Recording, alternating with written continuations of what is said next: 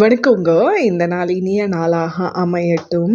காலையில எந்திரிச்சா என்ன சமையல் பண்றதுங்கிறதே ஒரு பெரிய கன்ஃபியூஷன் தாங்க. சோயா பன்னீர் வச்சு குருமா பண்ணலாமாங்க? ஒரு பேன்ல 2 ஸ்பூன் பட்டர், ஒரு பட்டை, 2 லவங்கம், ஒரு பிரிஞ்சி, 1 ஏலக்காய் போட்டுக்கோங்க.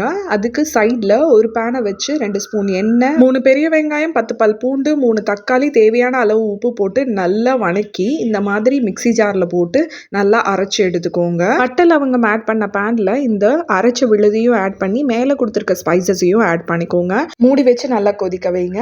அதுக்கப்புறம் ஒரு பேன்ல 1 ஸ்பூன் பட்டர், சோயா ஆட் பண்ணிக்கோங்க. அதுல மஞ்சத்தூள், மிளகாத்தூள், உப்பு போட்டு நல்லா வறுத்து எடுத்துக்கோங்க. கிரேவி ஒரு கொதி வந்த உடனே வறுத்தெடுத்த சோயாவை ஆட் பண்ணிக்கோங்க. 4 முந்திரி, பால் 2 ஸ்பூன் சேர்த்து நல்லா அரைச்சு ஆட் பண்ணிக்கோங்க. கஸ்தூரி மேத்தி ஆட் பண்ணி ஒரு கொதி விட்டு இறக்குங்க. சூப்பரான சுவையான சோயா பன்னீர் கிரேவி ரெடிங்க. இது சூடா இருக்கும் போது 1 ஸ்பூன் பட்டர் விட்டு சாப்பிடுங்க. செம சூப்பரா இருக்குங்க. மார்னிங் பாத்தீங்கன்னா எங்க வீட்டுல கிளிகள் எப்படி இருக்குன்னு